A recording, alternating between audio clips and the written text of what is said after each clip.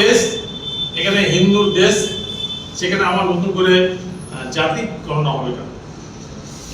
তো আমরা এটা আমাদের দাবি ছিল, সরকার কেন্দ্র সরকার এটা মেনে নিয়েছে। আমাদের দাবি ছিল যে রিজার্ভেশনের ক্ষেত্রে যেটা সরকার রিজার্ভেশন করেছে, সেই রিজার্ভেশনের ক্ষেত্রে যাদের সংখ্যা বেশি তাদের জন্য বেশি রিজার্ভেশন করতে হবে। এখনো সারা ভারতবর্ষে 65% ওবিসি আছে, বাংলায়ও কিন্তু মোর দ্যান 60% ওবিসি আছে। ওবিসিরা মনে করলে একটা সরকার পরিবর্তন করে দিতে হবে, পাল্টে দিতে হবে, যদি তা সংগঠিত হয়। কিন্তু পশ্চিমবঙ্গে আমরা সেভাবে ওবিসি সংগঠনকে শক্তিশালী করতে পারি। তার জন্যে আমরা সরকারের কাছ থেকে তেমন কোনো দাবি আদায় করতে পারি। রাজবংশীরা সংগঠিত, তারা কিন্তু রাজবংশী উন্নয়ন পর্ষদ তৈরি করেছে। আদিবাসীরা আদিবাসী উন্নয়ন পর্ষদ করেছে, গোর্খারা গোর্খা উন্নয়ন পর্ষদ করেছে, মতুয়ারা মতুয়া উন্নয়ন পর্ষদ নিয়েছে, কুর্মীরা নতুন করে আবার তারা পর্ষদ নিচ্ছে, নমশূদ্ররা আলাদা একটা পর্ষদ নিয়েছে, নমশূদ্র উন্নয়ন পর্ষদ নিয়েছে। কিন্তু যাদব উন্নয়ন পর্ষদ আমরা এত বলেও কিন্তু সরকার করেনি। কেন করেনি? যে ওরা যেমন কোনো দুই একটাতে একটা বিশেষ এলাকায় বসবাস করে আর একসাথে একটা সরকারের উপরে প্রভাব ফেলতে পারে। আমরা কিন্তু সেভাবে কোনো একটা বিশেষ অঞ্চলে বসবাস করি না বলে কিন্তু আমরা প্রভাব ফেলতে পারি না। যেমন এই কুচবিহার, আলিপুরদুয়ার, জলপাইগুড়ি, দিনাজপুরের একটা অংশ নিয়ে রাজবংশীদের একটা বড় শক্তি। এরা সরকার ভয় করে, যদি রাজবংশীদের কথা না শুনি তাহলে কি হবে, আমার বিরুদ্ধে ভোট দিয়ে সরকার পাল্টে দেবে। কিন্তু আমরা এটা করাতে পারিনি যে ঘোষের একটা বিরাট সংখ্যা আছে, ঘোষের একটা সরকার পাল্টে দিতে পারে। যদি ঘোষকে আমরা সংগঠিত করতে পারি তাহলে আমরা কিন্তু সরকার পাল্টে দিতে পারি, বা সরকারের পরিবর্তনে আমরা একটা সহায়ক হতে পারি। যদি আমরা দলবদ্ধ নির্বিশেষে সংগঠিত হতে পারি, যদি আমাদের দাবি না মানা হয়, তো আমরা যেহেতু এখন কিন্তু পশ্চিমবঙ্গে যদি আমরা কলকাতার বুকে 10,000 যাদবে একটা সমাবেশ করতে পারি, যে সরকারকে আলটিমেটাম দিতে পারি যে আমাদের গরিব ছেলে মেয়েদের পড়াশোনার জন্য, আমাদের বৃদ্ধ দরিদ্র মানুষের জন্য ভাতার জন্য, আমাদের পিছিয়ে পড়া মানুষের জন্য, আমাদের ছানার দাম নির্ধারণ করার জন্য, তাই কি না, আমাদের দুধের দাম নির্ধারণ করার জন্য, আমাদের নির্দিষ্ট যে গরু মারা যাবে সেই গরুকে ভাগাড়ে মানে সহায়তা করার জন্য, এই যে আমাদের ছেলে মেয়েদের শিক্ষার জন্য একটা বিশেষ কোনো ব্যবস্থা সরকার গ্রহণ করতে পারেনি। আমরা যদি দাবি দেওয়া নিয়ে একটা বড় রকমের আন্দোলন করতে পারি, সংগঠন শক্তিশালী হলে, তাহলে কিন্তু সরকার আমাদের কথাও শুনবে। তার জন্য আমরা এটা করতে পারিনি বলে আমাদের কথা সরকার শুনছে না। আমরা অনেকবার চিঠি দিয়েছি, অনেকবার বলেছি, কিন্তু এই যে আমাদের 27% দাবি, ভারত কেন্দ্রীয় সরকার 10% সংরক্ষণ দিয়ে দিল কাদের জন্য, মানে পিছিয়ে পড়া, মানে আর্থিক দিক দিয়ে পিছিয়ে পড়ার জন্য 10% দিয়ে দিল, কিন্তু যে ইকোনমিক্যালি ব্যাকওয়ার্ড তাদের দিয়ে দিল 10% কেন্দ্র সরকার। কিন্তু কেন্দ্রীয় সরকার সমস্ত প্রদেশে এখনো 27% এই ওবিসিদের জন্য কিন্তু সংরক্ষণ হয়নি। পশ্চিমবঙ্গ তো হয়নি, পশ্চিমবঙ্গ তো একটা নতুন করেছে কি, যে মাইনরিটি যারা কোনোদিন ধর্মের ভিত্তিতে, সংবিধানের 16 এবং 17 অনুচ্ছেদ বলা আছে ধর্মের ভিত্তিতে কোনো সংরক্ষণ হবে না। বিরুদ্ধে কাজ এটা হচ্ছে মানে ওবিসি বিরোধী কাজ। এটা হচ্ছে যারা সত্যিকারের ওবিসি তাদেরকে বঞ্চিত করার জন্য, সরকার ভোট ব্যাংক করার জন্য। আমি সেই এটা সরকারের বিরুদ্ধে বলা হচ্ছে না, এটা সরকারের যে পলিসিটার বিরুদ্ধে বলা হচ্ছে। সরকার যে পলিসি নিয়েছে, ভাববেন যে না আমরা বর্তমান সরকারের বিরুদ্ধে বলছি না, সরকার যে পলিসি নিয়েছে ওবিসিদের বঞ্চিত করছে, যারা হিন্দু ওবিসি যারা পাওয়া উচিত তারা বঞ্চিত হচ্ছে, তাদের জন্য সরকার কোনো ব্যবস্থা করছে না, টালবাহানা করছে, খেলা করছে। 5 লক্ষ সার্টিফিকেট বাতিল করেছে হাইকোর্ট, তার মধ্যে সবই মুসলমান দিচ্ছে। কোনো হিন্দু সার্টিফিকেট বাতিল করেনি কিন্তু, কারণ হচ্ছে এই যে সরকার বিনা সার্ভে করে, বিনা কোনো সার্ভে রিপোর্ট তৈরি করে কেন করলাম তুমি এদেরকে, তার ব্যাকগ্রাউন্ড কিছু ছিল না, তার কোনো রেকর্ড ছিল না যে এই গ্রাউন্ডে আমি এই সম্প্রদায়কে আমি এই ভুক্ত করলাম, এর কোনো রেকর্ড পাইনি খুঁজে। হাইকোর্টে কোনো রেকর্ড জমা দিতে পারছি না। তার জন্য সরকার হাইকোর্ট যেহেতু এটা অবৈধভাবে করেছে, তার জন্য কিন্তু সরকার পরিষ্কার হাইকোর্ট পরিষ্কার বলেছে বিশেষ সম্প্রদায়কে সন্তুষ্ট করার জন্য আর ভোট ব্যাংক হিসেবে ব্যবহার করার জন্য আর সরকারের কাজটা করে এই ভাষায় কিন্তু হাইকোর্ট সমালোচনা করেছে, দিয়ে কিন্তু 5 লক্ষ সার্টিফিকেট বাতিল করেছে। তো সেই জিনিসটা কিন্তু আমরা যেহেতু ওবিসিরা একসাথে হয়ে একটা মঞ্চে আসতে পারেনি, আমরা আন্দোলন করতে পারিনি বলে সরকার কিন্তু ইচ্ছা মতো যা ইচ্ছা তাই করেছে। আজকে আমাদের পশ্চিমবঙ্গে একটা নতুন সংগঠন হয়েছে, পশ্চিমবঙ্গ ওবিসি রক্ষা এটা অধিকার রক্ষা সমিতি ওই মঞ্চ হয়েছে। সেই মঞ্চের পরশুদিন একটা ডেপুটেশন হয়েছে আর কি, মিছিল প্রতিবাদ মিছিল হয়েছে। সেখানে কুম্ভকার, কর্মকার, স্বর্ণকার, আরো যারা যারা আছে, স্বর্ণমণিক, যারা ওবিসি স্তরে আছে, কর্মী, সবাইকে নিয়ে আমরা একটা মঞ্চ তৈরি করেছি। সেই মঞ্চের আমরা প্রতিবাদ করেছি কলকাতার বুকে। সেই প্রতিবাদ মঞ্চটা প্রত্যেক জেলায় জেলায় হবে। আমাদের দাবি এই সরকারকে মানতে হবে আর সংবিধান অনুসারে সংরক্ষণ দিতে হবে। সংবিধানের বিরোধী আমরা কাউকে সংরক্ষণ দেবো এটা আমরা মানব না। এটা আমরা যদি পশ্চিমবঙ্গ ব্যাপী জেলায় জেলায় সমস্ত জায়গাতে আমরা এই দাবিটা করতে পারি যে সরকার আমাদের না তুললে আমরা এই নির্বাচনে সরকারকে পাল্টে দেবো। এই দাবিতে আমরা তুলতে পারি সমস্ত ওবিসি লোকের একসাথে সম্মিলিত হয়ে, তাহলে দেখবেন যে আমাদের কথা শুনতে হবে এবং সরকার কিন্তু ভাববে। তখন কিন্তু সরকার আর হিন্দু ওবিসিদের কথা ভাববে, চিন্তা করবে এবং মুসলিমদের যেটা হাইকোর্ট যেটা না করেছে সেটা কিন্তু সরকার আবার নতুন করে সার্ভে করে, একটা সার্ভেও করেনি, একটা 2-4 জনকে বসে একটা রিপোর্ট লিখে নিয়ে আবার ওটা জমা দিয়ে দিচ্ছে, ঘুরে জমা দিয়ে দিচ্ছে। এই জন্য এটাও হাইকোর্ট কিন্তু অসন্তোষ আছে, এটাও ঠিক হয়। তো এই জন্য এখনো পরিষ্কারভাবে হাইকোর্ট এই ওবিসি নিয়ে এখনো পরিষ্কার রায় এখনো আসেনি আমাদের কাছে।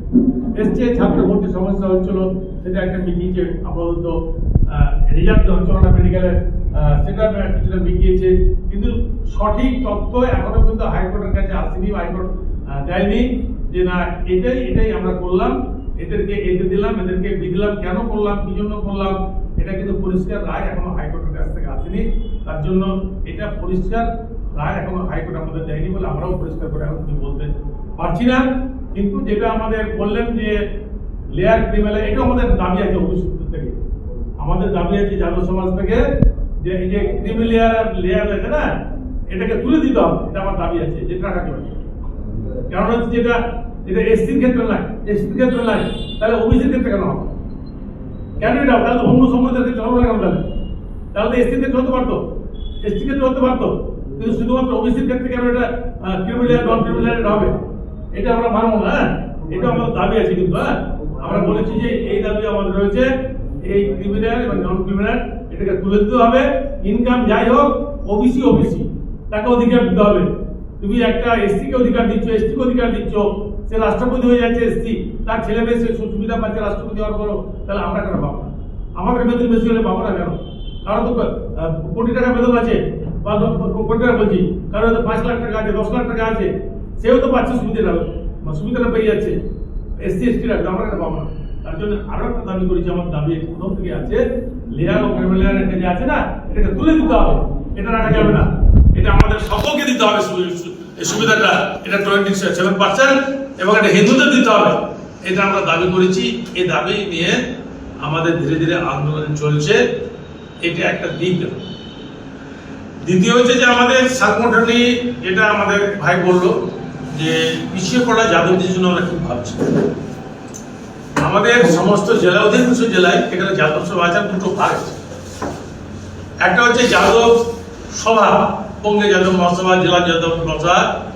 আবার যেখানে দুধ ছানার ব্যবসায় বেশি, সেখানে একটা নতুন আলাদা একটা সংগঠন আগে দিকে আছে, ছানা দুগ্ধ ব্যবসায়ী যাদব উন্নয়ন সংঘ। সেটা কিন্তু ওই সমস্ত মালদা জেলায় যেমন 12টা ছানা বাজার আছে, এই 12টা ছানা বাজারই কিন্তু আলাদা করে একটা সংগঠন আছে। তারা কিন্তু সেই ছানা বাজারের দুধের কেমন করে দাম ঠিক করা হয়, কেমন করে দাম যেন ছানার দাম না কমে যায়, তারা আমাদের সাথে যুক্ত আছে, আমাদের আন্ডারে আছে, কিন্তু আলাদা একটা সংগঠন ওখানে আছে। ওরা ওই দুধের দাম, ছানার দাম ইত্যাদি বিষয় নিয়ে তারা কিন্তু ওটা দেখে। আমাদের এখানে আমরা যদি সেরকম দুরকম, কারণ হচ্ছে যে এখন তো আমরা অধিকাংশ যারা যাদব সভাটা সকলকে নিয়ে, ওদেরকে বাদ দিয়ে আবার নয়, যেমন শিক্ষিত লোকেরা যদি সংগঠনের মাথায় না থাকে তাহলে সেই সংগঠনের শ্রীবৃদ্ধি হবে না, সে সংগঠনের উন্নতি হবে না। তার জন্য শিক্ষিত লোকদেরও, সমাজে প্রতিষ্ঠিত লোকদেরও এই সংগঠনের সাথে যুক্ত না করলে সংগঠনের পরিচিতি হবে না, আমরা আমাদের দাবি আদায় করতে পারবো না। আমরা ওই শুধু গোয়ালাদের নিয়ে, মানে যারা দুধ গোয়ালা বলছি, যারা দুধ বিক্রি করছে, বলা ঠিক হলো না আমার, যারা ওই দুধ বিক্রি করছে, ছানা বিক্রি করছে, তাদেরকে নিয়ে আমাদের আন্দোলনটা শক্তিশালী হবে না। কারণ তারা খুব এত মানে দারিদ্র্যের মধ্যে আছে, এত অসুবিধার মধ্যে আছে যে তাদেরকে নিয়ে আমরা সবসময় আন্দোলন করতে পারি না, তারা সময় দিতে পারে না। তার জন্য তাদের কথা আমরা ভাবছি, আমরা চিন্তা করছি যে না, সরকারের কাছে আমাদের দাবি আছে, যেমন সমস্ত জিনিসের দাম আগে থেকে নির্ধারণ করে দিচ্ছে, সবচেয়ে উন্নত মানের সুষম খাদ্য আমরা তৈরি করি, সবচেয়ে সুষম খাদ্য আমার সমাজের মানুষ তৈরি করে, সমাজকে তারা যোগান দিই আমরা, অথচ আমাদের দ্রব্যের দাম নির্ধারিত নয়। যখন যোগান বাড়লো দাম কমে গেল, যখন যোগান কমলো তখন দাম বেড়ে গেল। এটা অস্থির অবস্থা। একটা গরুকে পালন করতে গেলে তার খড়ের খরচ কি, ভুসির খরচ কি, ঘাসের খরচ কি, লোকের খরচ কি, কেমন করে কি চিকিৎসা করাতে হবে, তা সেই খরচের সাথে মিলিয়ে কিন্তু আমাদের ছানার দাম আর দুধের দাম, দইয়ের দাম, ঘিয়ের দাম ঠিক হয় না। কিন্তু এটা নির্ভর করে চাহিদা বা যোগানোর উপর নির্ভর করে। আমরা কিন্তু এত ভালো মানুষের পরিষেবা দিই, এত ভালো সুষম খাদ্য আমরা সমাজকে সরবরাহ করি, অথচ আমাদের যে সরবরাহ করা খাদ্যের কোনো নির্ধারিত দাম নাই। এটার জন্য আমাদের সরকারের কাছে বহুবার আবেদন করতে হয়। আমাদের নির্দিষ্ট সব জায়গায় ছানা বিক্রি করার বাজার নাই, দুধ বিক্রি করার বাজার নাই, আমাদের গোচারণ ভূমি নাই, আমাদের গরু মারা গেলে কোথায় আমরা সে গরুটাকে নিয়ে গিয়ে মাটির তলে রাখবো তার জায়গা নাই। এরকম অবস্থায় পৌঁছে গেছে। যা ছিল সরকারি জায়গা সমস্ত লিজ নিয়ে সেখানে ধান লাগাচ্ছে, চাষ করছে, অন্য সম্প্রদায়ের লোক নিয়ে নিয়েছে। কিন্তু যাদবদের জন্য এত বড় যে সমাজ, যেটা তার জন্য কিন্তু আলাদা করে গো পালনের জন্য বা কোনো ব্যবস্থা সরকারের কাছ থেকে নাই। শুধু আমাদের কেন্দ্রীয় সরকার বড় বড় ডিআরি করার জন্য স্বল্প সুদে বিভিন্ন প্রকল্প তৈরি করেছে রাজ্য সরকারের মাধ্যমে, সেটা আমরা যারা চেষ্টা করছে তারা ব্যাংকের থেকে লোন নিয়ে, সেখানে আমার ঝামেলা, ব্যাংকে সিকিউরিটি চাই, সিকিউরিটি এত টাকা সিকিউরিটি না আপনাকে দেবো না, এই মুশকিল। তার জন্য এত সমস্যা রয়েছে যে সরকার আমাদের জন্য আলাদা করে ভাবছে না। কেন আমরা আন্দোলন করতে পারছি না, আমরা সংগঠিত হতে পারছি না। আর যদি আলিপুর দুয়ারে 500 লোক আমি আলিপুর দুয়ারে একটা মিছিল করতে পারি, তাহলে সবাই জানবে যে যাদব সম্প্রদায়ের এত লোক আছে, থানা পুলিশ থেকে আরম্ভ করে আর সবাই আমাদের মান্যতা দিবে। এবং আমরা কিন্তু সেখানে একটা, যেমন করে রাজবংশী সম্প্রদায়কে ভয় করে, আদিবাসী সম্প্রদায়কে ভয় করে, তেমনি আমাদের সরকারের একটা, আমরা ভয় মানে আমরা তো মারামারি করছি না, ওই ভয় বলছি না, কিন্তু আমাদের একটা সংগঠন আছে, আমাদের একটা পরিচিতি আছে সমাজের মধ্যে, এটা কিন্তু হবে। আজ মালদা জেলায় যদি কোনো গন্ডগোল হয়, প্রথম আমাকে ফোন করে এসপি, ঘোষ এলাকায় গন্ডগোল এসপি আমাকে ফোন করে, থাকতে তো ওখানে ঘোষের একটা গন্ডগোল করেছে, দেখো তো আমি কেন ওই জায়গাটা আমরা নিয়ে যেতে পারি সংগঠনটাকে। হ্যাঁ, আমরা গাজীর একটা সম্মেলন করেছিলাম, 5000 লোকের মিছিল করেছিলাম, 5000 লোকের মিছিল 23 সালে করেছিলাম। হ্যাঁ, মানে পুলিশ প্রশাসন ভাবতে পারেনি যে এত যাদবের এত বড় মিছিল হবে, তারা কোনো পলিটিক্যাল পার্টি এত বড় মিছিল গাজীপুর করতে পারেনি, আমরা করেছিলাম। তো এখন কথা হচ্ছে যে আপনারা যদি একদিকে আমরা যদি সংগঠন থাকলে আমি ভাবতে পারবো যে আমার যে নিচু স্তরের মানুষগুলো হয়েছে, সেই মানুষগুলোকে ভাবার দায়িত্ব তো আমাদের। আমরা যে উপরে উঠে গেছি তারা তো ভাববো, মালদা থেকে এসে ভাবতে পারবে না, কলকাতা থেকে ভাবতে পারবে না, দিল্লি থেকে ভাবতে পারবে না।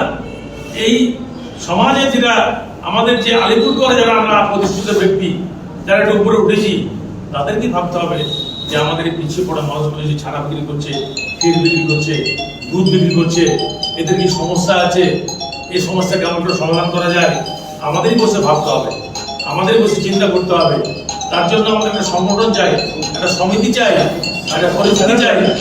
তাহলে আমরা সেটা আমরা সমাজের মানুষকে এটা আমরা দিতে পারবো, নিচু স্তরের মানুষকে। এবং যখন আমি নিচু স্তরের মানুষের জন্য ভাববো, যখন তার বাড়িতে যাব, তার গ্রামে গিয়ে বসবো, যে তোমার ছেলেটা শুধু এটা নয়, লেখাপড়ার ক্ষেত্রে তোমার ছেলেটা স্কুল কেন ছেড়ে দিল, তোমার মেয়েটা তুমি বিয়ে কেন দিলা, 12 বছরে 13 বছরে কেন মেয়ের বিয়ে দিলা, এগুলো তো আমাদের সংস্কারের মধ্যে পড়ছে, সমাজ সংস্কারের মধ্যে এটা পড়ছে। যে আমাদের সমাজ সংস্কার করতে গেলে যে শিক্ষার হারটাকে বাড়াতে হবে, বাল্যবিবাহ প্রতিরোধ করতে হবে, যে ব্যবসা করছি আমি গোপালন, সেটাকে একটু উন্নত মানের করতে হবে। কেমন করে উন্নত মানের করা যায় সে বুদ্ধি সরকারের কাছ থেকে আমরা যে দলই করি, সেই দলের কাছ থেকে, সেই আমি তৃণমূল করি, বিজেপি করি, সিপিএম কংগ্রেস করি, যে দলের পদে আছি আমি, সেই দলের থেকে আমার সমাজের মানুষ কি সুবিধা পেতে পারে ওটা আমাকে ভাবতে হবে। আমি শুধু আমারটাই ভাববো যে না আমি তো পঞ্চায়েত সমিতির সভাপতি হয়ে গেছি, আর আমার কি দরকার আছে ভোট যাদব নিয়ে।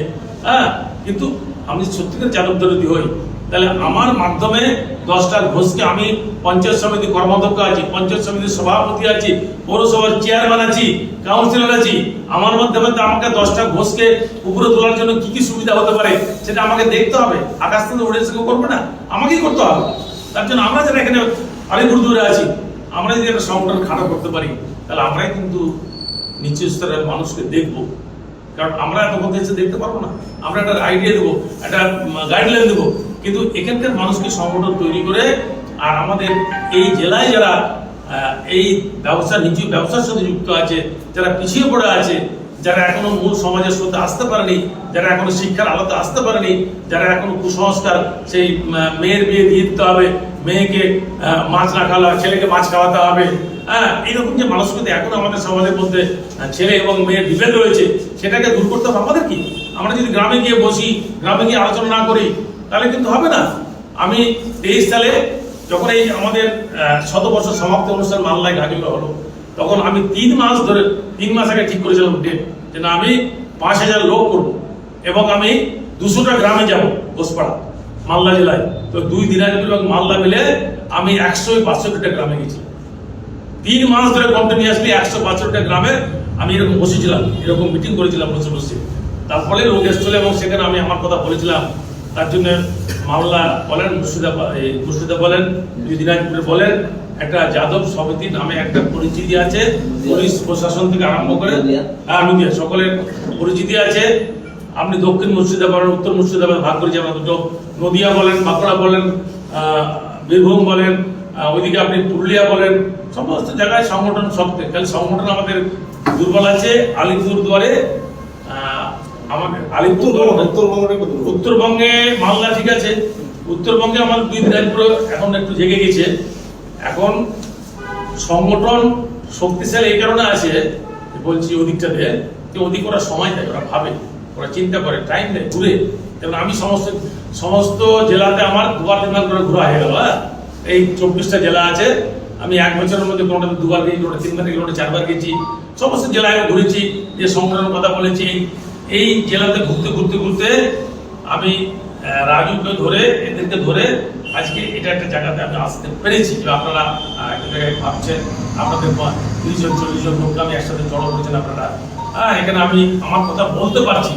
তো আমার মনে হয় যে আমাদের ভাই যেটা আমাকে বললো যে তাদের জন্য কি ভাবছি, তো আমাদেরই ভাবতে হবে। আমরা নিজেরা যদি একটা সংগঠন এখানে তৈরি করে আমরাই ভাববো যে আমাদের পিছিয়ে পড়া মানুষগুলোকে কেমন করে উপরে নিয়ে আসা যায়, আমাদের পিছিয়ে পড়া মানুষকে শিক্ষার আলোচনা করে নিয়ে আনা যায়, তাদের কুসংস্কার দূর করে কেমন করে সংস্কৃতি করা যায়, কেমন করে তাদের সমাজে স্বনির্ভর করা যায়, কেমন করে প্রতিষ্ঠিত করা যায়।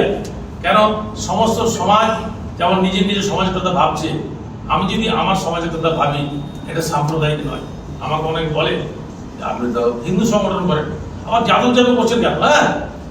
বলে আমি ছোটবেলা হিন্দু সংগঠন করি, সবাই জানে, কিন্তু আমি আবার যাদব সমাজে আমি কোনো এটা লাগাই না, কোনো কাজে লাগাই না।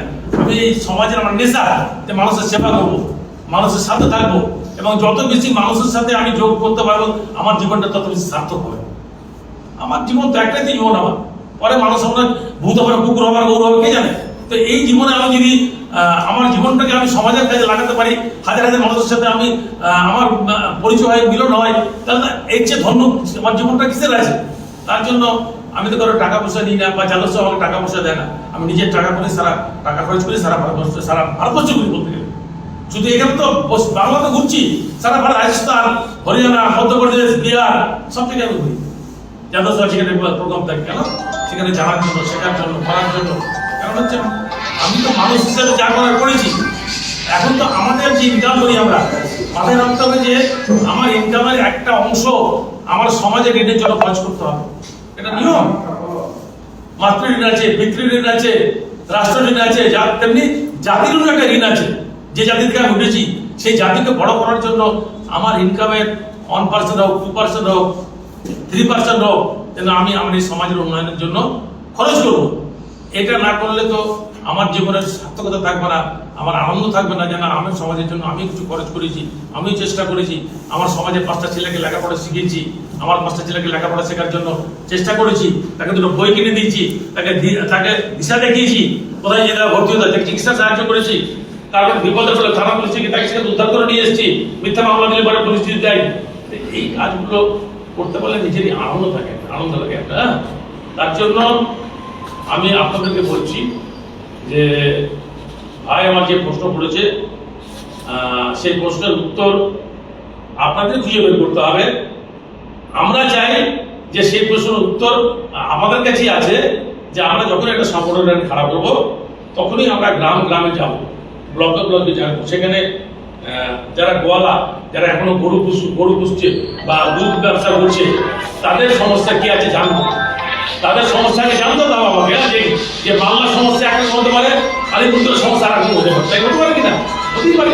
তো আমি জানবো তো গ্রামে গিয়ে সমস্যাটা কি আছে, সেই সমস্যাটা জেনে নিয়ে তারপরে আমি কেমন করে এই আলিপুরদুয়ারের পিছিয়ে পড়া যাদব ভাইদের সমস্যার সমাধান করা যায় সেটা আমাদেরকে ভাবতে হবে। আমাদের একটা অফিস করতে হবে, একটা কমিটি করতে হবে, এবং সেই কমিটির মাধ্যমে আমরা মাসে একবার বসবো। সন্ধ্যাবেলা করে একটা অফিস থাকলে আমরা বসতে পারি, বসে আমরা এক একদিন গ্রামে গেলাম, যে এই সপ্তাহে এই গ্রামে গেলাম, পরের সপ্তাহে আর একটা গ্রামে গেলাম, তারপরের সপ্তাহে আর একটা গ্রামে গেলাম, 7 দিনে একদিন, মাসে 4 দিন বিকালবেলাটা আমি আমার সমাজের লোকের জন্য দেবো। তাহলে কি হবে, আমারও একটা পরিচিতি হবে যে হ্যাঁ আমি একটা গ্রামে গিয়ে একটু ভালো কথা বলেছি, ভালো গিয়ে আমি তার সমস্যাটা শুনেছি, এখানে বুঝেছি তাদের কি সমস্যা আছে, এবং সেই সমস্যাটা জানার পর আমার একটা সম্যক ধারণা হয়েছে যে সত্যি আমাদের সমাজের এইরকম সমস্যা আছে। এবার নিজেরা বসে কেমন করে করা যায়, কি অর্থ লাগবে, কেমন করে এটা হবে, কারণ সেবা কাজের জন্য অর্থের অভাব এখন হয় না বর্তমানে। যদি অর্থের অভাব হতো তাহলে রামকৃষ্ণ মিশন ভারতের সঙ্গে এত বড় বড় কাজ করতে পারতো না, তাই কিনা? অনেকগুলো মিশন কোনো আশ্রম করতে পারতো না, তাই কিনা? টাকার অভাব নাই, টাকা দেওয়ার লোক আছে, কিন্তু আমাদেরকে সংগঠিত হয়ে টাকাটা তুলে টাকাটা কাজে লাগানোর লোক চাই, টাকাটা তুলে টাকাটা কাজে লাগানোর লোক চাই, মাধ্যম চাই। সেই মাধ্যমটা আপনাদেরকে সবাই মিলে করতে হবে। এবার সবাই মিলে যদি আপনারা একটা কমিটি আজকে 4-5 জনের একটা টিম বানিয়ে দিলেন, এই টিমের দায়িত্ব থাকলো যে যারা আছে তাদের সাথে কথা বলে একটা সম্মেলনের ডেট করা। সেই ডেটে আমরা সবাইকে ডেকে একটা সম্মেলন করলাম। তাতে আমরা গ্রামগঞ্জ থেকে যারা দুগ্ধ ব্যবসায়ী, যারা ছানা ব্যবসায়ী, যারা গরু পালন করে, তাদের একটা বড় অংশকে আমরা এখানে নিয়ে আসবো। বাকি শহরের যারা আছে তাদেরকে আমরা সেখানে রাখবো, দেখে একটা আমরা সম্মেলন করব। তারাও ভাববে যে না, আমাদের দেখভাল করার জন্য আমাদের অভিভাবক আছে, আমাদের দেখভাল করার জন্য অন্যান্য সম্প্রদায় যেমন আছে আমাদেরও আছে, কিন্তু শুধু রাজবংশের অনন্ত মহারাজই নাই, আমাদের যাদব সমাজেরও কিন্তু আরো ঘোষণা আছে যারা শহরে বাস করে, তারা আমাদের দেখভাল করবে, তারা আমাদের বিপদে সাহায্য করবে। এরকম বিশ্বাস যদি আমরা সেই যারা নিচে স্তরে এখনো ওই গরুর ব্যবসার সাথে যুক্ত হয় তাদের এটা মনে করে, এই বিশ্বাসটা তাদের আমরা জোগাতে পারি, তাহলে দেখবেন যে তারাও কিন্তু ভাববে যে না, পড়াশোনা করতে হবে, লেখাপড়া শিখতে হবে। আমরা যদি 5টা ভালো কাজ কথা বলতে পারি, না মেয়েটা বিয়ে দেওয়া চলবে না, মেয়েটা সাবার করে বিয়ে দেবো, এই বিষয়গুলো যদি আমরা নিচে স্তরে গ্রামের লেভেলে যেতে পারি, তাহলে কিন্তু এটা করা সম্ভব হবে। আর এটাই হচ্ছে জাতীয় উদ্দেশ্য, মানুষের সেবার মাধ্যমে জাতির সেবা করো। এখানে যদি মনে করি পাওয়ার কিছু নাই, পাওয়ার অনেক কিছু আছে, অনেক কিছু পাওয়ার, আমার জীবনে অনেক কিছু পাওয়ার আছে এখানে।